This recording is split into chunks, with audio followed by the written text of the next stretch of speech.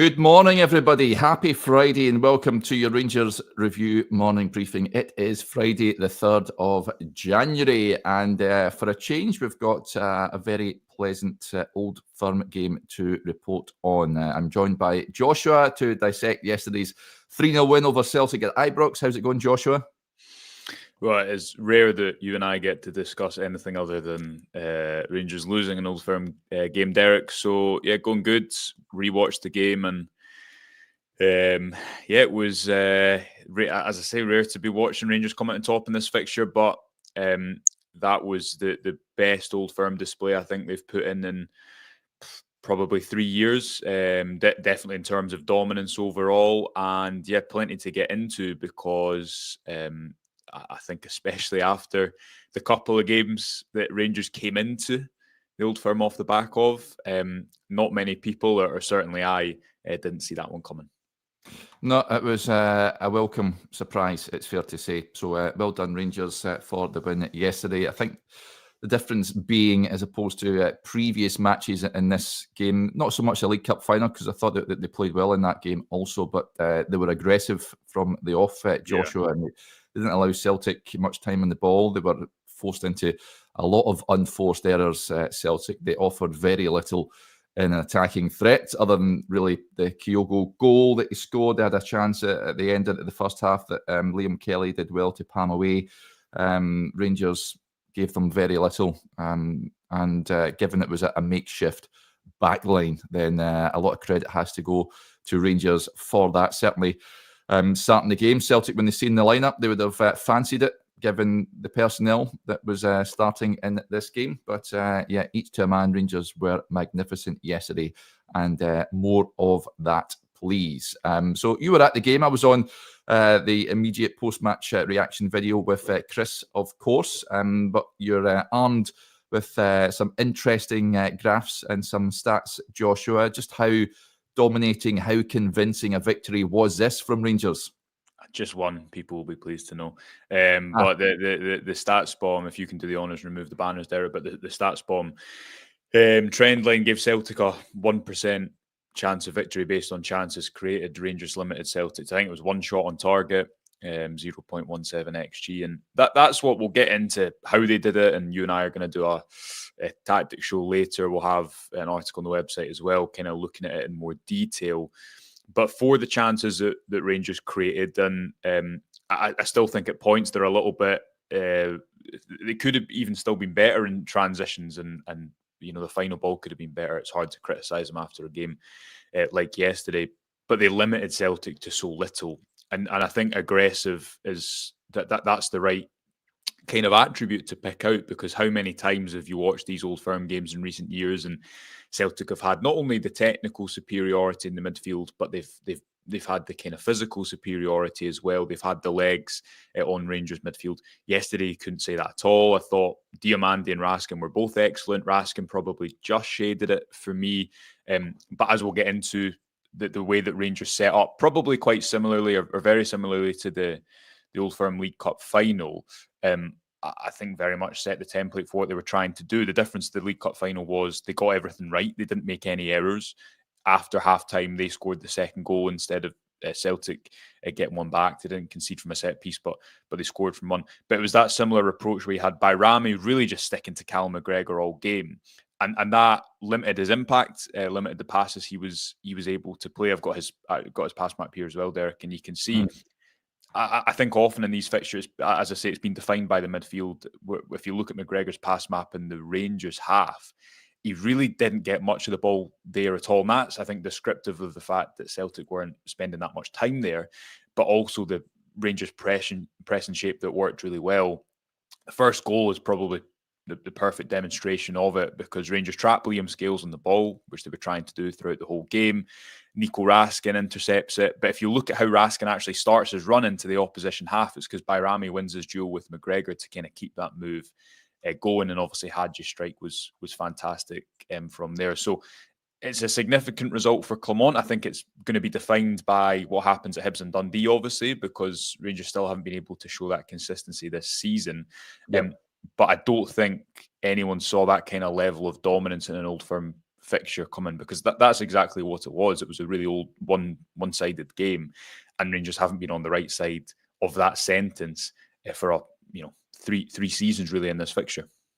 Yep. Let's get to some interesting points that are coming in just off the back of it. Just on Clement, Joshua, and NM says manager got the tactics spot on in 2 games in a row against them. Has he finally worked out how to beat Celtic, do you reckon? As you touched on there, I think the away form has to improve. I think the next test for Clement, if he can negotiate the games in between, is heading over to Parkhead, which has proven to be not a happy hunting ground for Rangers, and trying to get a victory over there.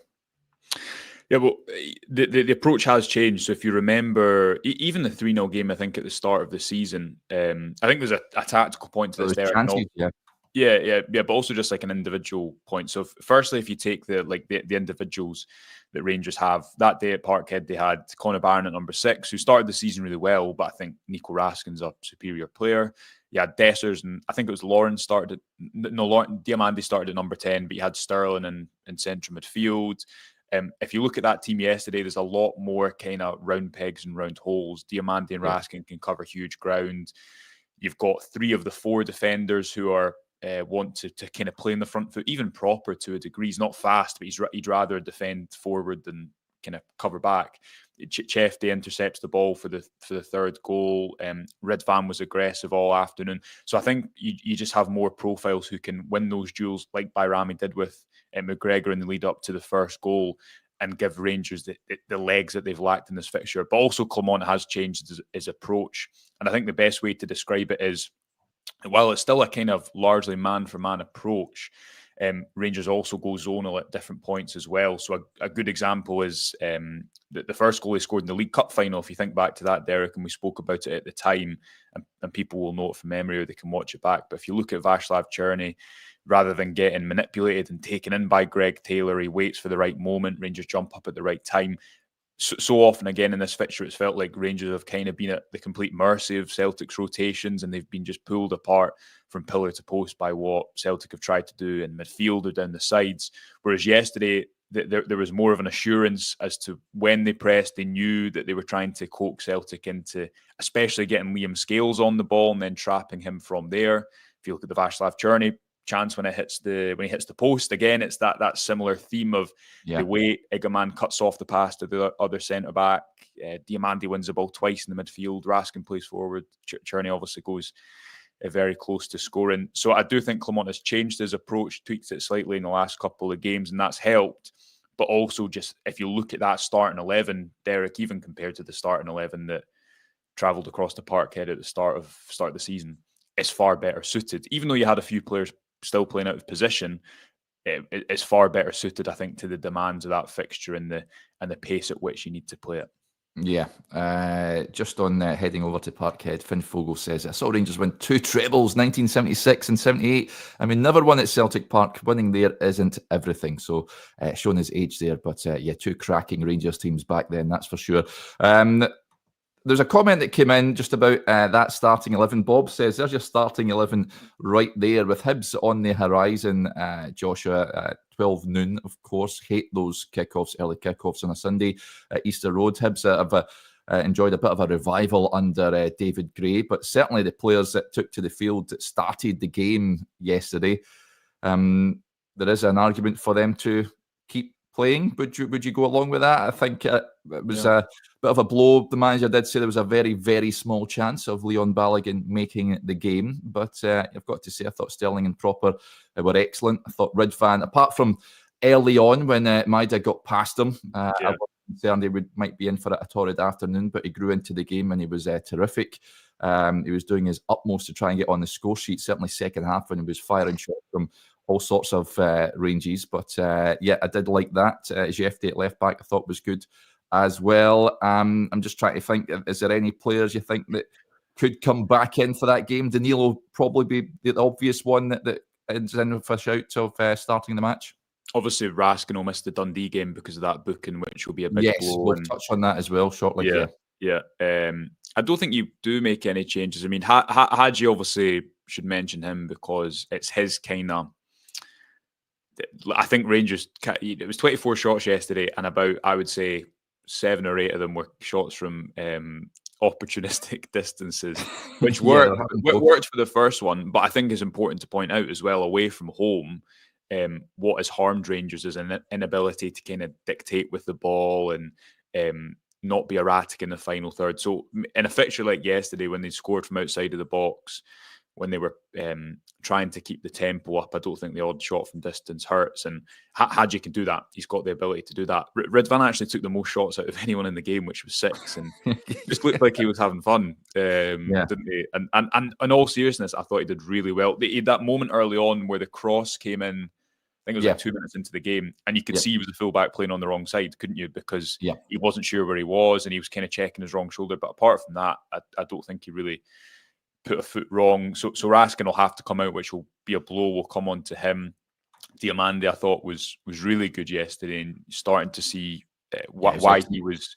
Yeah, I think you're starting to see why Rangers were so excited to get him. Again, the question is how do they translate that into games where the tempo's slower and it's more about what they do on the ball instead of off it. And I think you need to give a mention as well. Tweeted this out yesterday, Derek, but Dujon Sterling yesterday, who I thought did really well next to Robin Proper because he had the pace to deal with Kyogo's runs in behind. Kyogo's unlucky with that offside goal. It was very marginally offside. But aside from that, Sterling marshalled him really well. And he's now started Old Firm games at left back, right wing, centre back, central midfield, which is everywhere aside from the right back position. You know, he's initially signed to play. And I thought he looked really good as a centre half. There's probably a risk we start this debate like we had with him in central midfield, but he's got to play consistently. And he was one of the leaders alongside the likes of Hadji and Raskin that Rangers needed yesterday, with some of the older guards like Butland and Tavernier and Balogun out. And yeah, I thought Sterling was excellent in another quote unquote new position. But yeah, we've said that many times before about him. Yeah, Blazing Blue 72, an interesting one. It says, Derek and Josh, can you advise if that was one of the youngest starting 11s in an Old Firm ever? It certainly was a on the young side, that's for sure. And I also seen stat yesterday that I think the Rangers starting 11 different nationality, 11 different nationalities, which I can't imagine would have happened before. You can let us know in the comments if that has happened before, folks. But I think that was certainly a niche stat as well, an interesting one to pick up on. Let's talk about Nico Raskin, because he's come in for a lot of praise. Joshua, he was given the captain's armband yesterday, and he rose to the occasion. Although the manager referenced it in his press conference after the game, saying that he wasn't ready for that responsibility a few months ago, but he's really been improving this season under his tenure, and he was given the role yesterday, and he was magnificent. He really rose to the occasion. It was fantastic in the middle of the park, his usual impressive self, because he has been playing ever so well, and there's now calls. I've seen a lot of comments coming in saying he should be the captain from now on. Well, James Tavernier is out for a few weeks anyway, and Jack Butland won't be ready for the weekend, won't he? I think from what the manager said, I think Liam Kelly should have the gloves anyway after his performance yesterday. But Nico Raskin will be captain moving forward. Do you reckon? Do you think that's a good shout? Yeah, he obviously missed Dundee, but I think so. We've kind of discussed it over the last few weeks, and it's amazing to think that there's points where Nico Raskin hasn't been the Rangers' number 6 when you look at that performance yesterday. And he's wanted to play there. Even at previous clubs, I think he's not always been trusted in that number 6 role. He's still only 23 years old, I think, and this is his longest spell in his favoured position since he came to the club. Injuries have played into that. He obviously had that injury in pre-season. Rangers were interested in a number 6, specifically on loan, and a more experienced head at the start of the season. They kind of changed tack in the transfer window, and part of that was due to the availability and what they were working with this summer, but also a belief that they had a player in there in Raskin who, if they could get him fit and if they could get him playing consistently, he spoke himself about repetitive injuries he'd suffered and how he changed his diet off the back of that. And you're now starting to see why he was so highly rated coming to Rangers in the first place, and why there was some surprise in Belgium that he chose to move to Scotland instead of not maybe going to one of the top 5 leagues when he was leaving Belgium at 21, and there's still elements of his game which probably require a bit of refining, and he can be a little bit rushed on the ball. But off it in particular, he just marshals that centre of the pitch so well. And on the rare occasions that Celtic did manage to break through in their build-up, Raskin and Diomande, one was always behind the other. Normally Raskin slightly deeper, and yeah, I don't think you can say anything other than he really did kind of lead by example in a game where you have to do that. Diomande, I think, is worth a mention because he was probably just as good for me next to Raskin. If you look at that Cherney chance, the one where he hits the post, Diomande wins the ball back twice in the space of, I think, 2 seconds, and intercepts the initial pass, then wins the tackle with Hatate. And again, not to keep going back to it, but Clement referenced it in his press conference as well. The midfield, I think, has so often been the scene of the crime for Rangers, where they've looked slower. I still think they were bypassing it maybe a little bit too much at points in possession, but Raskin and Diomande were probably Rangers' best 2 performers. There was a lot of them yesterday, and again, the task is just to try and keep that consistency when Rangers go to Hibs and Dundee, because the thing is that if they're able to play like that, and again, I think the distinction is important to be made in games where they dominate the ball and when they're maybe not dominating the ball and they're well organised off it, like yesterday. But you can see the idea yesterday. You can see the buy-in from players. There's a lot of energy on the pitch, a lot of talent. It's just not been done consistently enough for Rangers. And I think coming into that game yesterday, Derek, you'd have probably thought, even a win, how much will it change the mood? But the nature of that win, I think, gives Clement the nature of it gives Clement the potential to turn things around. If with the caveat of, if you then go and lose to Hibs or Dundee, I think you go back to that mood that existed after St Mirren and Motherwell. I don't know what you think on that, but it certainly gives them opportunity. Well, I said before, I don't even think an Old Firm win would change the mood around much of the fan base. But I think, the manner of it yesterday was so impressive that he certainly got some credit back in the bank there for me. Like you said, it has to be the start of a prolonged run. We've said this before, but he certainly has now got that monkey off his back, something that was levelled at him before that he hadn't got an Old Firm victory. He's now got that in some style as well. I think he's cracked the code in how to get a result against Celtic, which is good. But he has to go now and get results at Easter Road and Dens Park, which will not be easy venues to pick points up, given Rangers have often found it difficult on their travels this season. But certainly cause for optimism yesterday. Now, we all know that the gap is way too big at this moment in time. It's not good enough, but it's up to Clement and the team to try and bridge that somehow. So, I think the tests are to come, but he certainly passed yesterday's test with flying colours. I wanted to play, just touching on Raskin, you mentioned he will miss that Dundee game. Interestingly, he spoke very well yesterday in his post-match press conference, and he was quizzed on receiving that booking at the end of the first half. A bit of an altercation with Callum McGregor, one of those that you see pretty much in every football match these days. The referee usually has a word with both players, or he books both players. But Don Robertson just booked Nico Raskin. This is what he had to say about that. No, because it's a lot of time like that. McGregor just and me, we had some contact. The referee I think he wanted to book us both, but then look at him and remember he's got a yellow, and then just book me. So it was a bit unfair for me, because if you book me, you have to book him. It was the same. We've done the same thing both.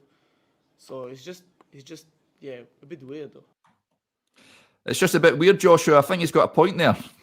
Yeah, it's one of those kind of press conference where he doesn't, quite often there's like quite diplomatic answers and rehearsed answers. And I think Raskin came in yesterday and was just kind of like, it was a bit weird, wasn't it? And it was, because it did feel like that. As you say, it's the type of, and it's McGregor's experience in the fixture. He knows probably what he's doing. He's on the wind up, yeah, and that happens in these games, doesn't it? And Clement actually said after, and you saw him come on and say to Raskin, "Be calm." And when he was speaking about Raskin being the captain and his maturity, those are probably the little things where he'll kind of mature into that as a player. But to recognise when someone is maybe winding you up. But as you say, I think if it was a yellow for one, it was a yellow for both, and because of the result, it won't be as much of a talking point. But I think it was a bit weird. Is a good way of summing it up. But what was also weird, and I touched on this yesterday, for me, Alistair Johnston is the most protected player I've ever seen in this fixture. How he escaped punishment for his forearm into the back of Yanis Hadji for that jump in the first half, then 2 fouls in close succession in the second half, but yet escaped a yellow is beyond belief for me. So that's another one, I think. Just one of those players that seems to just evade punishment in these games. So, moving on, I mean, we got a goal. Rangers get a goal from a corner, Joshua. There's a few comments coming in with regards to that. Again, Nico Raskin heavily involved in this when he connected the header. Cleared off the line, it spinned out to the back post, and Robin Propper was there to slide in. I've seen some say he almost missed the target. It was almost like Clint Hill-esque at Parkhead a few years ago when he went sliding in. And let's hope that is the start of better things from these set pieces. In the main, from the top of my head, you've watched the game back. I think some of the deliveries into the box from corners, again, it was not really beating the first man. But it's important Rangers improve on that. And what a day to get a goal from a corner. Yeah, Propper was like it was like a definitive centre half finish from a corner where he was just like desperate to attack it. So I think I don't know if the St Mirren goal from a corner counted because it was like a third or fourth phase when Danilo scored.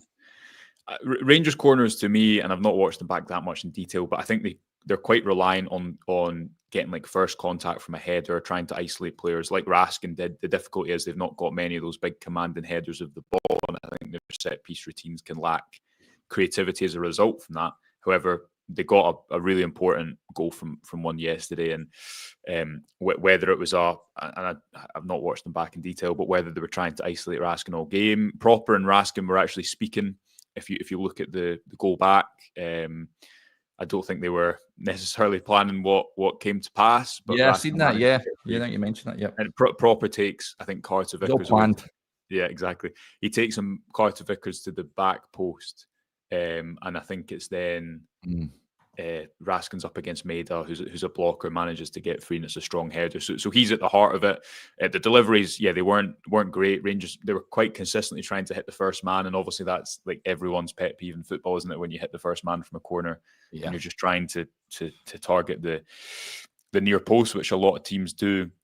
But it was so important they got that second goal, and as I said, I do think it's important to mention without trying to be negative, because it was a dominant performance. I still think that level of kind of shooting from range or the play in the final third, there was a lot of examples where, like we saw with the 4v1 at Hampden, the 3v1 in Nice, it's a pattern where I still think Rangers need more clarity in the final third. However, whether it's coaching, whether it's individuals, whether it's an encouragement to shoot on sight.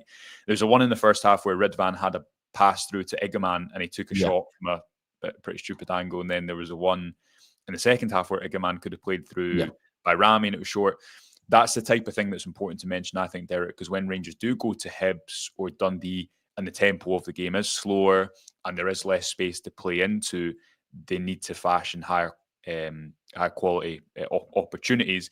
Even the Danilo goal, he's worth mentioning as well, because his goal per game ratio at Rangers, despite the fact he's not played much, is really impressive. He's clearly the best player in between the posts. I think Chefty was probably trying to target Cherney at the back post after he did really well to intercept it.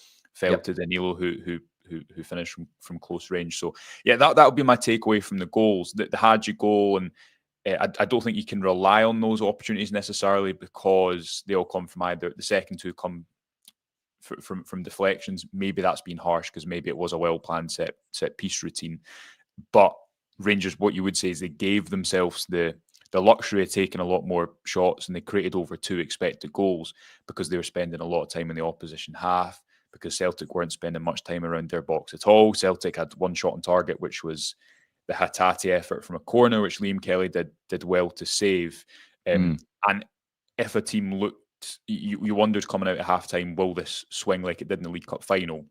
But I think bar a 5-minute spell at the start of the second half, Rangers always looked more likely of getting that extra goal. So I don't know if I've made that point clear enough. I think on the day they very much deserved it, but I still think there's that pattern overall that you can't ignore of why they struggled away from home. How do they sustain pressure in the final third? We should mention as well Liam Kelly, because I thought his kicking was very really good. He was going long, but which like no messing about from him. It was clear, even under pressure. He was good. I liked him. Let's chat about is he a Rangers number one? I think he's shown yesterday that he can be a Rangers number one for me. I had no concerns about him taking the gloves and being between the sticks. I've got no concerns about the weekend, and I think he should certainly be in with a shout of holding on to those gloves. The manager did speak about him after the game. He said, I'm very pleased for him, and I knew that he was ready because he played also other games, like every international break. We've organised games. He played a game against Dundee. He's been also really important when he was not playing in the dressing room, before games, after games, around the trainings and in the training. So he's really involved.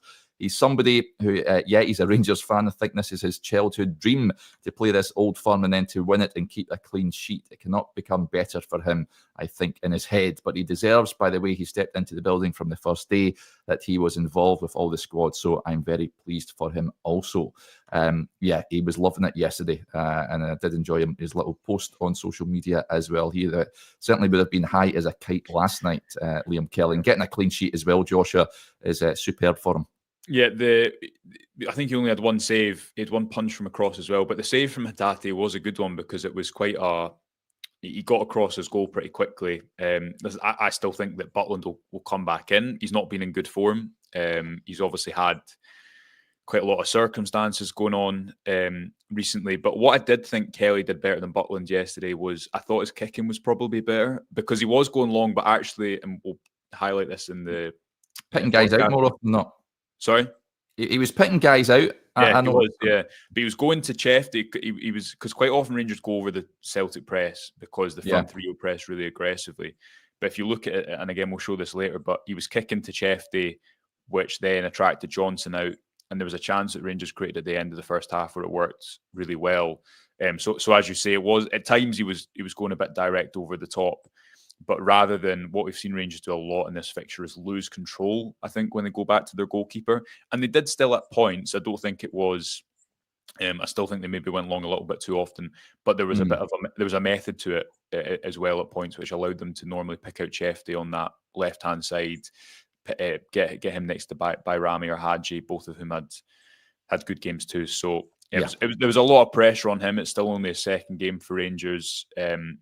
He spoke recently, I think, really nicely about how important that debut was for him and his family. He came back in the summer and he took a risk with his career. So just on a human level, you've got to, I think, be happy for someone when they get a deserved day of recognition like that. And he definitely played his part with the little he had to do, and he was brave with the ball at his feet, which gave Rangers a bit more of a platform in possession than perhaps they've had in other Old Firm games. Yes, there's lots of comments coming in, as you can imagine. This caught my eye. Pamela says, Hadji's dad seems to be a lucky omen. He's welcome at Ibrox anytime. I know his son referenced this in the Sky interview after the game. He's been to 2 Rangers games yesterday and Braga. And Hadji certainly stepped up and impressed his legendary father. So, get him a season ticket, I think. Fly him over for every home game. And every away game, why not? I thought, Derek, he was running over really passionately to Clement. And I thought, I think Clement did for a minute as well. And I thought there was a show of kind of, and maybe it was partly, I thought there was a classic, it's like a FIFA celebration run to the manager. But his dad was obviously sitting in the main stand, but Hadji's someone, again, on that kind of like individual level, he's someone who will take responsibility and won't shirk it, won't pass sideways, and the small intangible things, isn't it? But I think these things matter the same way that Raskin with the captain's armband was able to take ownership and really run the midfield. You sensed that Hadji wanted to get his Old Firm goal, which is a fantastic strike. And I know he tried a couple more from range that didn't necessarily come off. But it was a fantastic strike, wasn't it? And what I liked about that shot from distance, because I know you and I always disagree on you love a shot from distance, and I Yeah. don't. But well, within reason, Josh. I mean, Red reason. fans yesterday was I was getting a tad frustrated. I've got to say. There was one moment. There was one moment from a corner where he shot from actually like 35 yards. Yeah. But the reason the Hadji one I think made more sense is if you look at Raskin, when Raskin wins the ball and he's driving forward, if he shoots from there, I don't think it makes sense because the goalkeeper he's got a clear view, the defense is all facing him. But when you introduce a little bit more kind of unpredictability to the move, Raskin attracts defenders towards him. Schmeichel's a bit unsighted. Hadji shooting from a different angle and a different foot. That's maybe working the shooting position a little bit more. Is he going to score that goal every single game? No, but what a game to score a goal like that in. And to have his dad in attendance, I'm sure was a special moment for him. Yeah, on Proper's goal, Hazy brought up the point and says Proper scored 66 minutes on the day. We remember the 66. Yeah, that was very poignant before the game, the minute silence to remember those who sadly died in the Ibrox disaster in 1971. Yeah, and Robin Proper netting in the 66th minute. On Danilo, of course, you touched on it there about his goal contribution, and he's proving to be very useful at the moment for Rangers. Johnny tweeted yesterday, Danilo currently has a goal contribution every 68.8 minutes, and he scores every 88.5 minutes. That's pretty impressive stuff, Joshua. It's all about keeping him fit, as we all know, and as I touched on earlier in the show, I think he may be in with a shout of starting at Easter Road.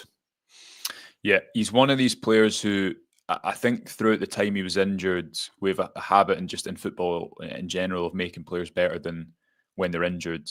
But you've always, I think, been able to see that while he's a player who still can miss chances, and he missed a bad one, maybe not a bad one, but his finish with, I think it was a header against Motherwell, was pretty weak. And it's not as if he scores every single chance he gets, but he's kind of always there, and more often than not makes a good contact. And yesterday was another good finish. Rangers haven't really had that type of player in a long time, and you can see that he's still being worked back to a place where he can probably put full trust in his body, given what's happened over the course of the last year.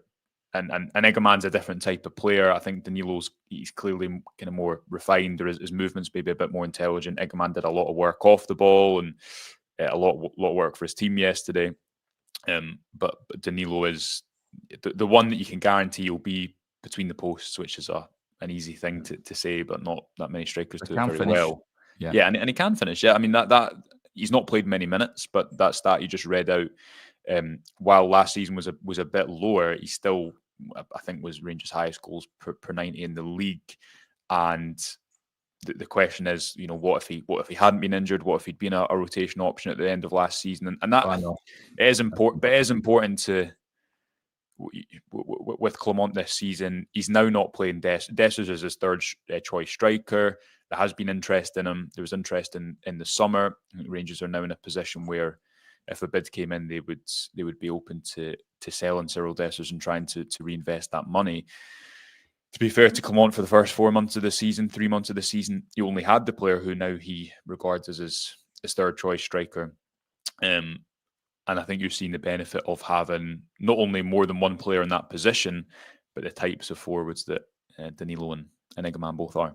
Yeah, Alan says Dino's dad would have had a great time also. Yeah, he would have been jumping about and then some. Yeah, he is certainly loving being in amongst the Rangers fans. Butler says Sobagera and Aaron Niguez were at the game. Yeah, I've seen a picture of them both yesterday as well. All the big names were at Ibrox yesterday. Of course, Alan Shearer was there also. But yeah, those two who did a turn. Aaron Niguez was on loan at the time, I'm sure, from, if I'm not mistaken, at Valencia. His brother, do you know, is his brother still at Atletico Madrid, Joshua? Do you know, or did he go somewhere else? No idea. But his brother, he did go. Are they brothers? I didn't know they were brothers. Yes. He went on loan. Did he not go to Chelsea for a bit? Sam Niguez, yeah. And then he signed like a 9-year contract or something with Atletico. I don't know why I know that. Maybe not 9 years, but a long one. I don't know. You can tell us all, but yeah, Sobagera was doing the halftime draw. A popular man around Ibrox. Yeah, never played just a handful of games at Aaron Niguez, but they must be good old friends, and good to see them pitching up at Ibrox yesterday. There was another thing I wanted to pitch up in this, just moving away from the match, Joshua, and just, of course, we're now in the January transfer window. And a report over from a Turkish publication yesterday suggesting that Ryan Kent, who was released from his contract at Fenerbahce, is heading to Rangers.